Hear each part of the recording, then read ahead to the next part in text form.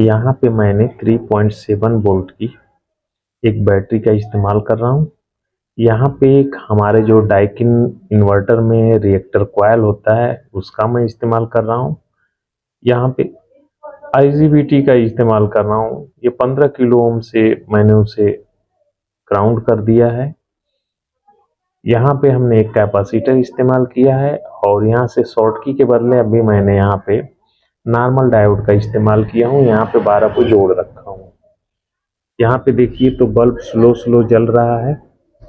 यहाँ पे ड्रॉपिंग होने की वजह से वोल्टेज जो है आप देख रहे हैं 2.75 बता रहा है, क्योंकि इसके अंदर भी वोल्टेज ड्रॉप हो रहा है, कुछ इसमें ड्रॉप हो रहा है और ये पतले वायर की वजह से भी ड्रॉप हो रहा है। यहाँ से अब मैं सिर्फ फ्रीक्वेंसी इसके गेट को देता हूँ तो देखिए क्या किस तरह से जनरेट होगी और बल्ब पे क्या फर्क पड़ता है। ये देखिए वोल्टेज अब भी हो गए 9.32, मैंने हटा दिया, वोल्टेज ड्रॉप हो गए। अब देख रहे हैं कि बल्ब बहुत स्लो जल रहा है, क्योंकि इसे चलने के लिए 5 वोल्ट की जरूरत है, लेकिन 5 वोल्ट यहाँ पे नहीं हो पा रहे हैं, इसके लिए इस तरह से जल रही है। लेकिन हम जैसे ही यहाँ पे सिग्नल दे रहे हैं तो जनरेट होना शुरू हो रही है। और बस सेम यही प्रोसीजर होता है हमारे इन्वर्टर के सर्किट में। वहां पे 230 वोल्ट 320 वोल्ट तो ऑलरेडी होता है, बहुत थोड़े यानी 30-40 वोल्टेज की जरूरत पड़ती है प्लस करने की।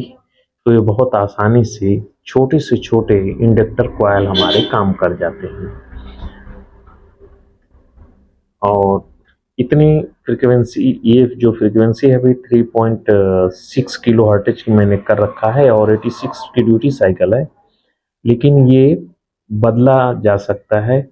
अगर यही कॉइल छोटा हो जाता है तो ये फ्रीक्वेंसी बढ़ करके चली जाएगी, यानी 20 किलो हर्ट्ज तक की जाएगी।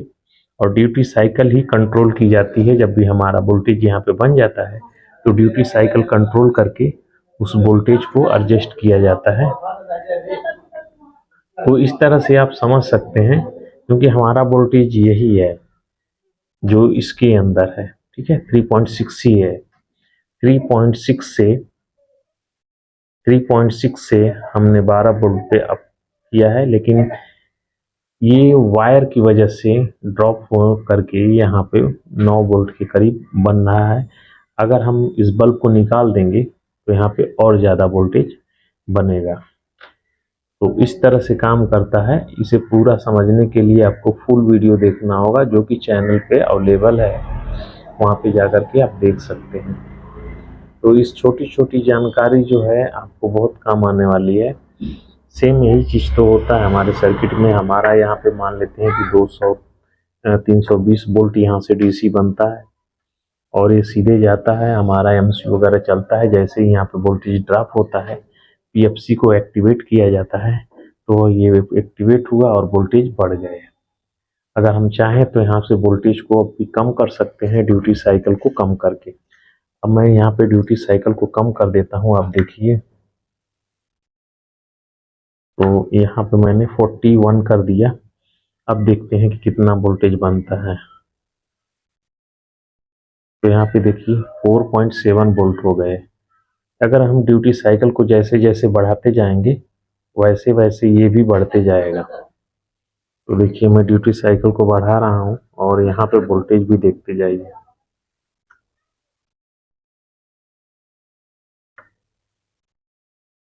अब देख सकते हैं अभी 9 पॉइंट कुछ हुए और बढ़ाया तो ये पूरा